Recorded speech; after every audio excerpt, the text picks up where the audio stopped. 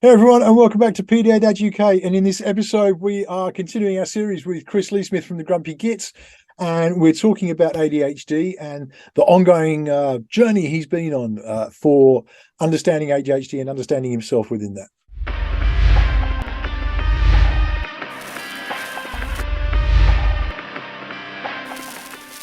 So to say welcome back to PDA UK. Before we go on, can you go hit like, hit subscribe, ring the bell? You'll always know when there's new content going up on the channel, and you'll really be helping me hit that 10,000 subscriber mark. So please go do that. As I said before, we are talking again with Chris Leasmith. Chris, how are you, my man? I'm good, mate. It's the new year. Do you like my background? I'm loving that background. It's awesome, isn't it? Yeah. It's very nightclubby in a good way. I can't believe you got the audacity to say that when it looks like you're sitting in the corner of a strip club. Yeah. This is a studio. This doesn't look like a strip club. Now you said it, it does look a little bit look like a strip club. I'm waiting for the poll to be up next. I'm changing it now. I'm changing it. Dancing on it. Yeah. As you guys will remember, we've done a couple of videos now talking about Chris is obviously recently diagnosed ADHD and recently got on the meds, and we've been sort of discussing his journey as it unfolds, I guess. And so we're going to continue that because you've had quite a run this last few weeks, haven't you? I mean, what's been going on, man? Well, the first thing that happened, I think it was my second appointment with my nurse, I think nurse practitioner.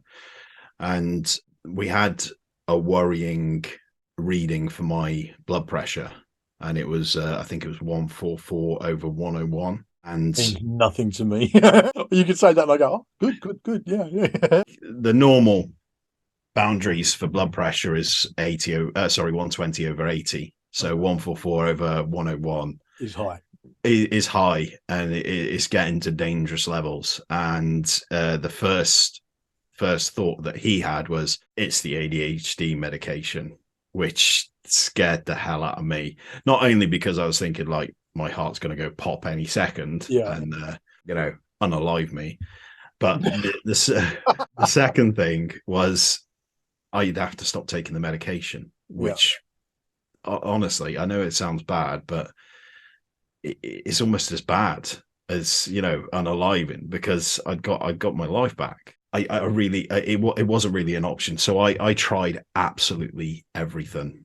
And the conclusion to all of it was basically that I'd been ill, which had raised my blood pressure to dangerous levels. So I say was because I'm still doing it now, eating extraordinarily healthy, no salt, no sugar, very little carbs, just enough to keep my fuel going. Plenty of protein, plenty of vegetables and fruit. And as the days progressed, my blood pressure started to come down.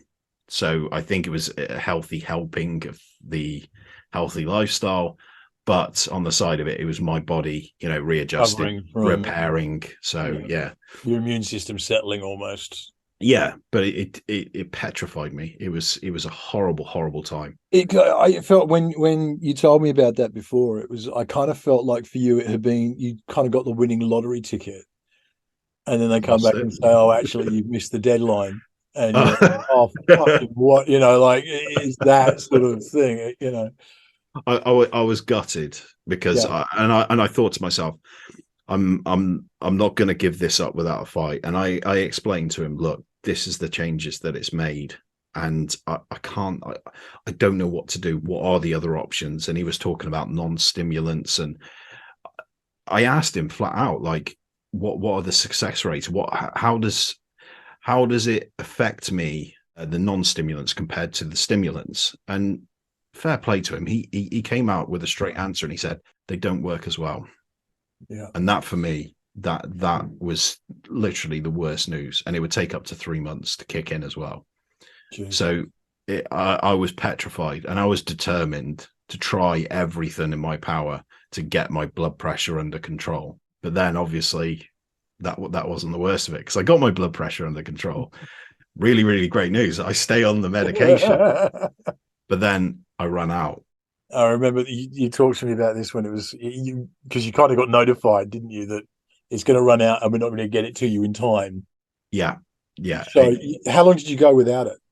just under 2 weeks. Oh, so it was. I actually thought it was only like I think it was a week. I thought, but 2 weeks. So stepping back, you get told you're not going to have it for 2 weeks. What was Well, your? I never realized that I wasn't going to have it because I sent him an email and said, look, I've got my BP under control. This is the latest reading with a photograph and everything. What happened then is he called me up the same day and said, yeah, okay, we'll get something out to you. And he was talking about overnight delivery. And he goes, it might cost like £6. I was like, I don't care. I don't want to run out of this medication. Obviously, knowing what I was like for the previous 40 years. Yeah. I said, I don't care if it costs 50 quid. I will pay the delivery. Just let me know. I will throw my card details at you. He goes, let me see what I can sort out first. And my worry was I knew exactly that, Christmas Eve, Christmas Day, Boxing Day, bank holidays all thrown into the mix, that if it didn't turn up, I'm going to be in trouble in terms of taking it on a regular basis. It didn't turn up. It didn't turn up, and I ran out. It was bizarre because I was almost two people. Yeah. And to compare it to something, it was either like Jekyll and Hyde or the Hulk. That Bruce Banner can see what the Hulk's doing, and Jekyll and Hyde, Dr. Jekyll can see what Hyde is doing. Yeah. So straight away, the effects started to come back, that how I was unmedicated. I was very, very short on patience. I was angry. I was tired. All of those things, the reason that I searched out a diagnosis in the first place. Yeah. And I could see myself being snappy with the kids and the missus and not doing regular tasks, and all of these things, impulses suddenly started to come up. And I was looking outside in at myself, and I felt disappointed. Yeah. So it is so strange to be able to see from an outside perspective in real time what I was doing, and feeling disappointed with myself. Like I said, it was like split personality. I could see myself doing it, and I know I'd be disappointed, but it was involuntary. I couldn't do nothing about it. I sent an email to my nurse and said, look, I'm really struggling here. I'm really struggling because I've gone back to how I was. And in fact, I think I was maybe worse than what I was, because my patience had gone. Well, I'm guessing there's a compounding frustration that goes behind, isn't it? Because you can see it, and that may be a vicious cycle of seeing that knowing that you're being more short, like being the Jekyll in the situation. Yeah. And frustrated that you can't do anything about it, and it almost compounds the issue.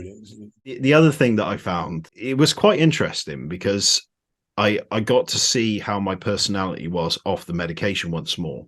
Yeah. So it was almost an exercise to see, almost as my own patient. I was very, very critical.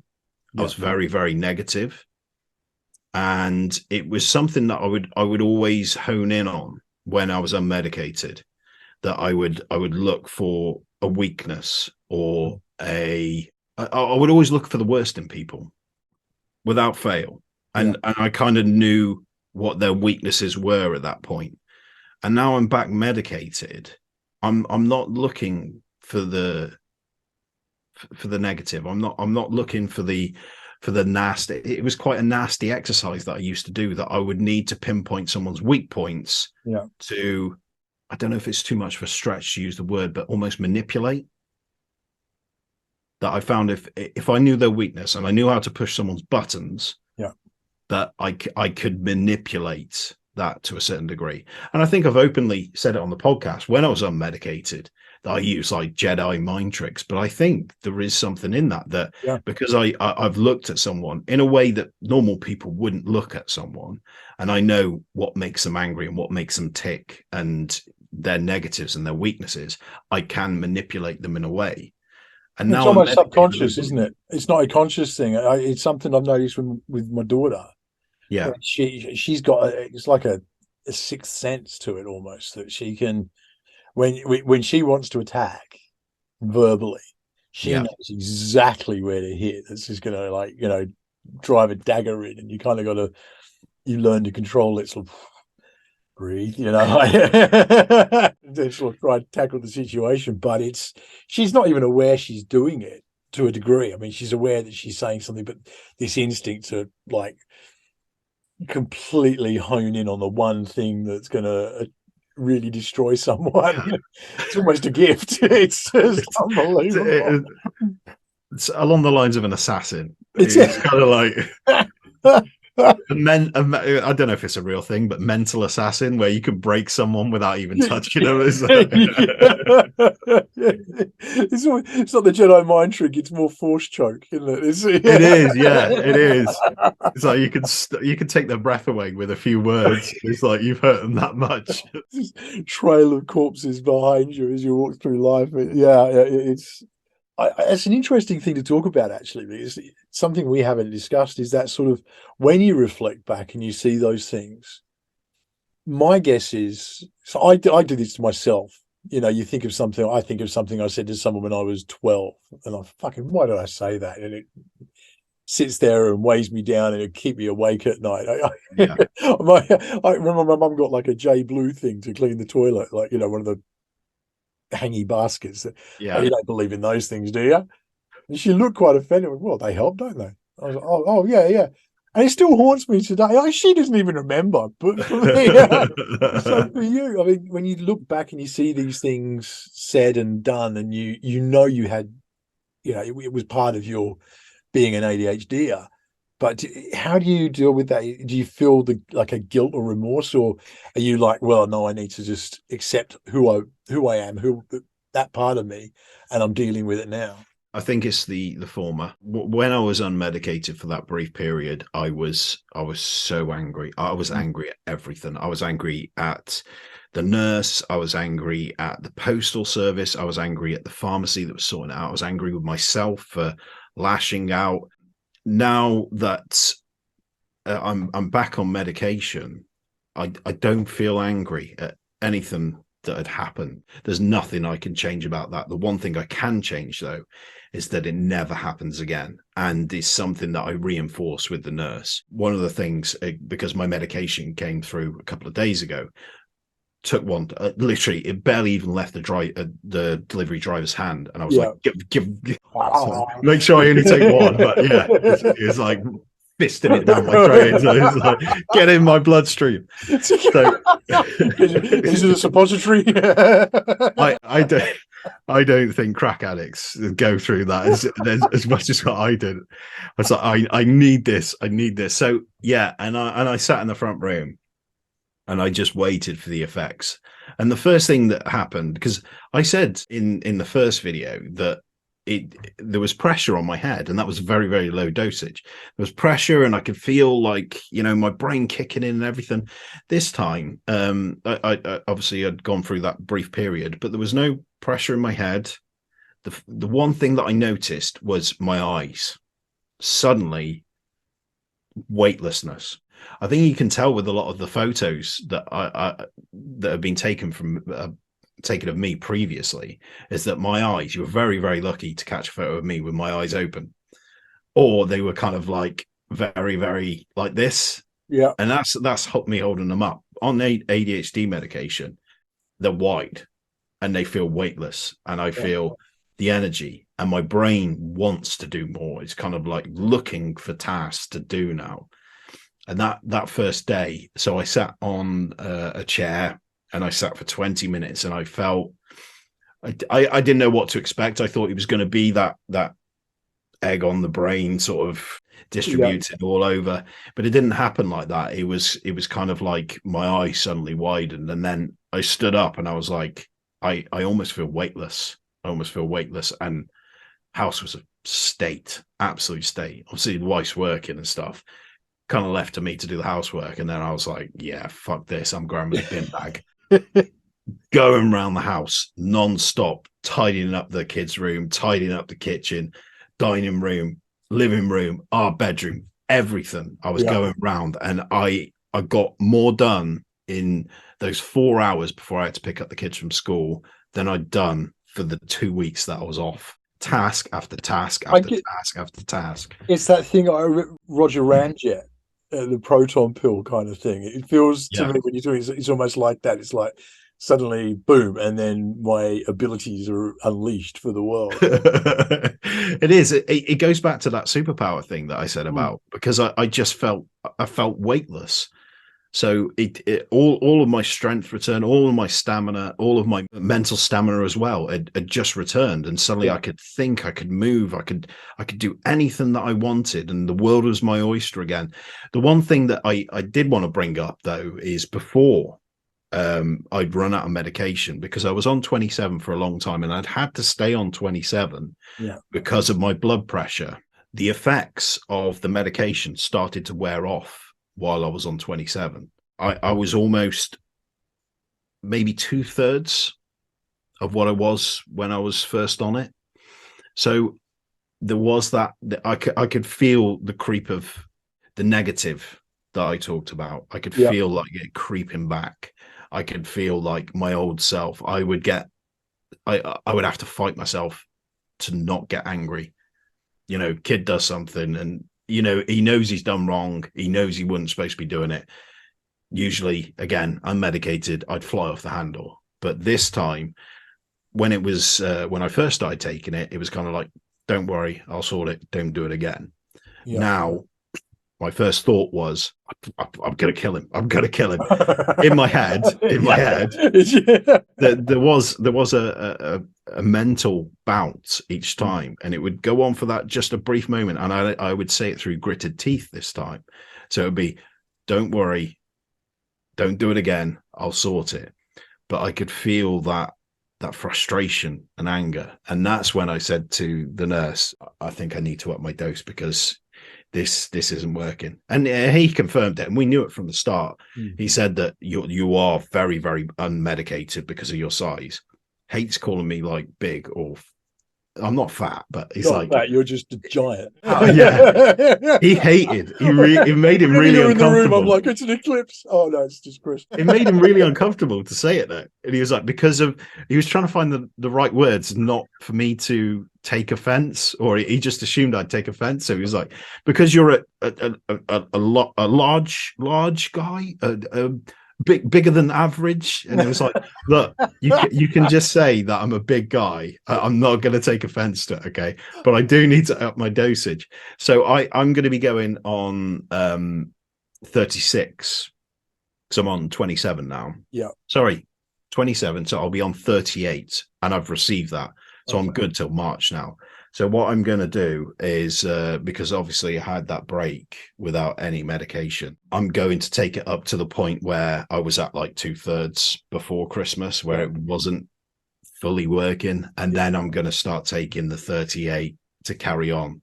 So hopefully I will get to my optimal medication levels, and then it will work, not indefinitely, but apparently it takes years for your body to get used to a higher dosage, or your optimal dosage. Yeah, I'm looking forward to that. Will be really cool. I mean, we'll do this again as well, so that we can, I think, once you're on hopefully not as dramatic. I mean, I know it's entertaining and that, but boy, no, it's not entertaining. I just think it's so interesting to see. Yeah, that's the word, interesting. It's so interesting to see the journey, because you've had this. It has been a real journey. It's been a, right from the beginning of, I think I remember that, it was like, I don't want anyone to know this, but I think I might be ADHD, after we'd spoken to Alan and done that, going through the whole thing and going through the diagnosis, and then the next stage of doing the medication, and then, the hiccups of the medication and the positives and all that kind of stuff. I just think it's been a really fascinating journey to watch. And I want to reiterate this to anyone watching. This is Chris's journey, and it's what he's chosen. I did not choose this. No, medication is a choice that he's made, and it's not for everybody. And if you are ADHD and you don't want medication, that's entirely your choice. We're not advocating do it. It's more that this is what's really helped Chris. But I think it's been fascinating to watch. I mean, I'm kicking myself now, because I remember saying like, oh, for my own curiosity, I want to see what happens. That was the worst thing I could have ever said. That is so stupid looking back on it now. I want to know what happens. Yeah, you really don't. Hindsight, you really didn't. You knobhead. It's funny, isn't it? The things that you think at the time and you reflect on and go, what the hell was I thinking? Yeah. What possessed me? You're not curious now, are you? Want to know what a kick in the balls feels like? Yeah. You curious now? It's like the Darwin Awards, isn't it? The two guys that, yeah, the two Russian soldiers, and one of them died because they wanted to test and see if a bulletproof jacket was knife proof. Turns out it wasn't. I want to thank you again, A, for being so open and sharing this, because I think it genuinely is helping a lot of people. But as I say, it's just fascinating. So thanks again for joining and carrying this on. Well, more than welcome, mate. And yeah, I'm enjoying it. And if it does help people, then I'm all for it. And like you said, this is my journey. But if I don't know if anybody wants to talk or is in that situation where they think, as I did, undiagnosed, that look, what can they do for me? How is it going to help? Just reach out. I don't mind talking about this. Leave a comment in the comment section or reach out to us on social media. Chris's Twitter is The Real Grump Dad, and mine is PDA Dad UK. If you have any questions, do reach out. We'll make sure everything gets to Chris, and if he can help, he will do so. Please do that. Do go hit like, hit subscribe, ring the bell. You'll always know when new content's on, and we will see you again on the next episode. But in the meantime, please do stay safe.